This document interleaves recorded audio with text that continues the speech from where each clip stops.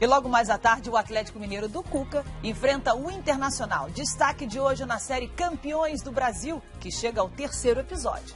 Já mostramos os títulos brasileiros do Santos e do Cruzeiro. Desta vez, vamos relembrar as conquistas do Internacional.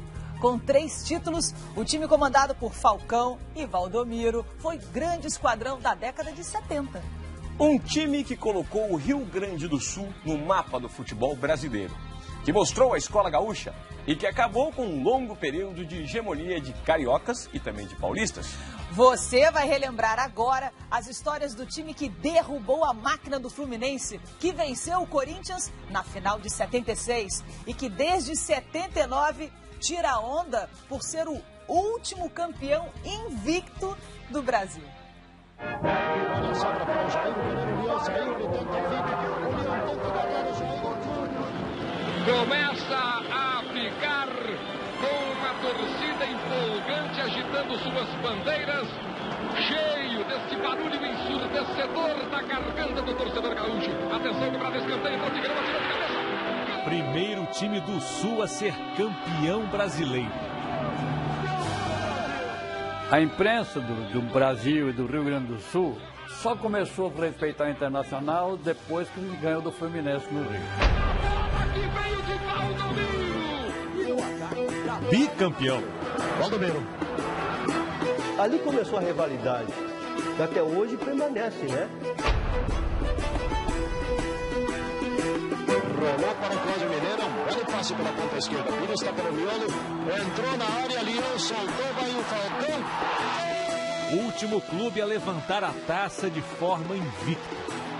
Ganhar um campeonato sem perder nenhum jogo. Isso é uma coisa que não é fácil de repetir. Um time que nunca perdeu. Sem pensar muito, né? Mas acho que é isso.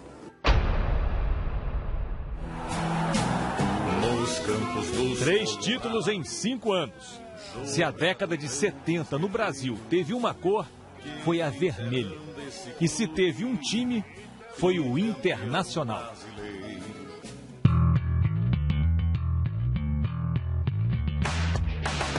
O campeonato de 75 foi disputado por 42 times. Para chegar até a semifinal, o Inter passou por 3 fases. Santa Cruz, Cruzeiro e Fluminense foram os outros classificados. E no caminho colorado, Olha o Gil, senhores. Lá vai o Fluminense, no Maracanã. O Fluminense era decantado como uma máquina, né? No jogo anterior, tinha vencido o Palmeiras no Maracanã. Então era decantado como futuro campeão. O campo era o Zé Mário, Rivelino e Paulo César Cajô. Não era fácil esse meio campo. Tinha o Gil na frente em grande fase. Se botasse a camisa da seleção brasileira no Fluminense, ninguém ia reclamar. A certeza da vitória do time carioca virou combustível para o Inter sedento por fazer história. Então, uma entrevista do treinador Didi, né, dizendo que a máquina estava azeitada e que nós tínhamos que jogar com muito cuidado para não ser goleados e tal. E eu consegui o vídeo depois desse negócio e passei para os jogadores ali, olha, o que eles pensam da gente é isso. E para aquele jogo, a mudança que parou a máquina. Nós vamos ter que marcar o Rivelino. E eu disse, brincando, eu disse para o Caçapava o seguinte, assim, se ele virar uma vez só de frente para o nosso gol, você está fora do time. O volante Caçapava entrou no lugar do meio atacante Escurinho. Mas como parar o camisa 10 do Fluminense? Conta aí, Falcão. Fui dizer para ele como é que ele tinha que marcar o drible do Rivelino, aquele elástico. Ele levava a bola para lá e saia para cá. Eu digo, olha, Caçapa, tu olha para a bola. Tu não olha para a perna do rival, que não olha para a bola. Não, pode deixar. Acho que nós ficamos meia hora treinando isso. 11 da noite. Começa o jogo, primeira bola, o Rivelino pega a bola. E pai faz o elástico, o Caçapava vai no meio do rio. Falta. Pô, Caçapava, nós não treinamos ontem. Que tinha... Na hora, ele falava assim, na hora eu esqueci, eu não sabia pro lado que eu ia sair, eu fui em cima dele. Caçapava teve trabalho, mas o Inter não. 2-0 com facilidade. Fizemos uma marcação muito forte, nosso time era muito competitivo, dominamos o jogo. Primeiro gol do Lula, depois eu tive a facilidade do segundo tempo para eu fazer o segundo. E a máquina realmente, como a gente diz, entrou areia. um jogo para colocar o Inter no cenário nacional. Pela primeira vez o Internacional chegava numa final. A ideia na chegada em Porto Alegre tinha muita gente no aeroporto, tinha muita gente. E o Cruzeiro realmente era outra grande equipe. Então nós acabamos com aquela hegemonia que existia entre paulistas e cariocas, disputar os títulos, né? Eles ficaram batendo palmas pra gente que jogou a final. 14 de dezembro de 1975. Inter e Cruzeiro, Beira-Rio lotado. Quase 83 mil torcedores. O jogo do Cruzeiro foi muito difícil. Foi mais difícil que o jogo do Cruzeiro que com o Fluminense, porque o Cruzeiro também é um timaço como o Fluminense. E no segundo tempo cresceu o Cruzeiro, nós passamos dificuldade. O Cruzeiro teve 2 bolas, mas uma o Manga fez uma defesa brilhante no chute do Nelinho. Foi jogo, foi digno de uma final. E se a bola parada era a ameaça do Cruzeiro, foi com uma jogada de bola parada que o Inter chegou ao título. Bola na área. Uma falta no lado da área, né? E o Valdomiro bateu. Eu tentei cabecear. Eu teria tirado o gol do Figueiredo. Não alcancei a bola. E o Figueiredo acabou fazendo o gol do título. O maior nome na atualidade desse time. Foi o primeiro time gaúcho a conquistar o campeonato brasileiro. O Nacional conseguiu outros títulos muito mais importantes do que o campeão brasileiro. Mas naquele momento foi importantíssimo, porque abriu as portas, né?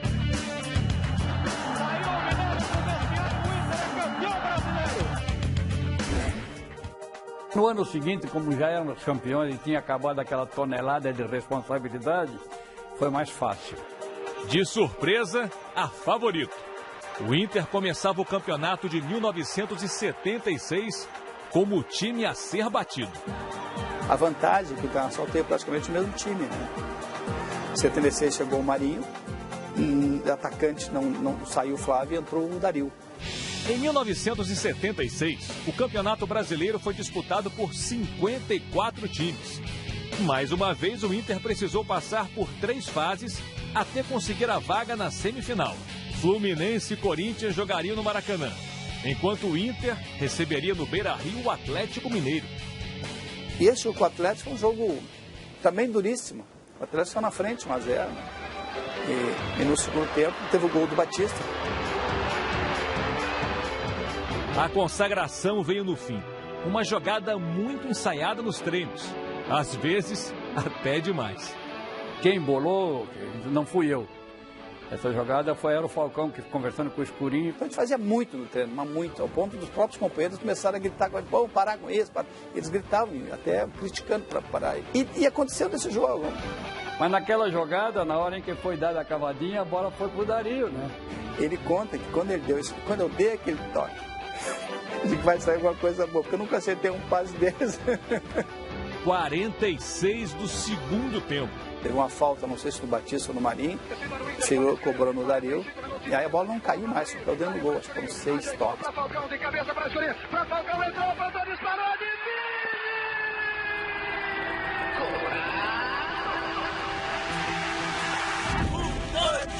A final foi contra o Corinthians. Um time que lutava para encerrar um jejum de 22 anos sem títulos, que tinha eliminado o Fluminense no Maracanã. O famoso jogo da invasão corintiana. Os corintianos também tentaram pintar o Beira-Rio de preto e branco. Imagina botar 15 mil pessoas no Beira-Rio, né?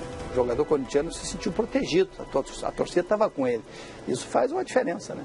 Como fez o Corinthians, foi um adversário difícil, complicado. Mas o Internacional era o melhor time da competição, né? Não tinha nenhuma dúvida. O Inter mostrou isso em campo. E a arma usada, Valdomiro. A torcida já sabia. Saía 2 faltas perto da área, sabia que eu ia lá uma e eu fazia o gol. E a primeira falta que eu bati, a bola pegou na cabeça do Moisés, que o Moisés era falecido, né? E subiu e o Dario fez o gol. do time colorado chama-se Dario. Na comemoração, Dario deu um pique e atravessou todo o campo para abraçar o goleiro Manga. Olha o Batista aí. Já a segunda falta. Uma polêmica danada porque ainda mais que foi um jogo contra o Corinthians, né? Então você sabe que ali começou a rivalidade. que até hoje permanece, né? Valdomiro, há muito tempo ele não encesta uma bola dessa. Quando eu vi que a bola pegou lá e pegou lá dentro e saiu, eu já saí correndo, para vibrando que saiu o gol. O juiz era o Reit, o Zé Roberto Reit, e quando bateram a falta, eu estava do lado dele, eu olhei pro Bandeira. E grudei no Reit, o Bandeira deu gol. O Bandeira deu gol, olha pro Bandeira, porque o Bandeira correu. Bandeira correu para o meio. E se não tinha tira-teima, então a gente tira a dúvida agora. Veja que a bola realmente entrou. Olha o replay mostrando aí. Na época, deu confusão no campo. O Corinthians ameaçou abandonar o jogo. Eu acho que ela bateu quase com o palmo fora. Ele correu logo por cima. Quando ele bateu, pegou embaixo do poste e entrou tanto assim. Mas no fim, mais uma taça para o Internacional.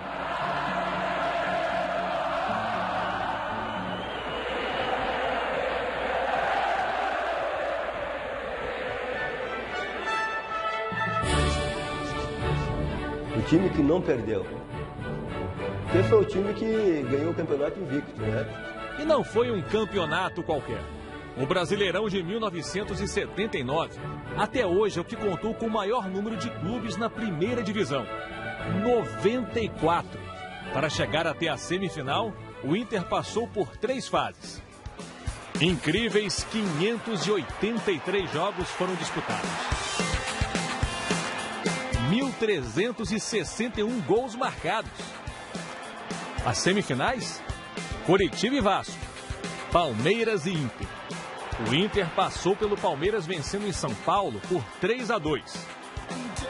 Empatando no Beira-Rio em 1-1. Na final, o rival seria o Vasco. E no primeiro jogo no Maracanã, o Inter não teria seus 2 bicampeões em campo. O Valdomiro não jogou, eu também não joguei. E eu estava muito preocupado com o Valdir Lima, que era o jogador que ia me substituir, com o Chico Spina, que era o substituto do Valdomiro. E tivemos sorte com o Chico, né? Tava numa noite iluminada e o Chico fez os 2 gols. Só foi campeão ali, naquele jogo. E depois em casa, você lembra? Difícil buscar isso, né? Pé direito. No jogo de volta no Beira-Rio, o Inter poderia até perder por 1 gol que seria tricampeão brasileiro. Eu voltei, o Falcão também voltou e nós ganhamos de 2-1. O primeiro gol quem fez nosso foi o Jair. Olha a sobra para o Jair, o goleiro Leão saiu, ele tenta a finta, o Leão tenta agarrar o Jair, o Leão enrola. E o segundo gol foi o Falcão. Foi jogada por fora do Cláudio Mineiro e cruzou e o centroavante Chubira entrou com o Leão, ele chutou, bateu, defendeu e a bola voltou e eu entrei batendo. Internacional, tricampeão brasileiro, campeão invicto. Quando você consegue ser campeão sem perder nenhum jogo, é evidente que nós estamos falando de outro nível. Então a torcida do pessoal da época do 79 é só aqui, ó, sempre que torcer, acho que vai ganhar o campeonato, mas pelo menos tem que perder um joguinho. Isso é legal, é muito legal. E ali a imprensa considerou o time da década de 70 o time do Esporte Clube Internacional. 3 títulos, 5 anos, uma geração eternizada. Nas relíquias guardadas com carinho por Valdomiro. Você viu que eu fiz ele aqui caracterizando o passado, né? No livro do ídolo Falcão. Era time bom. Nas memórias de Minelli e Carpegiani. E no coração de todos os colorados.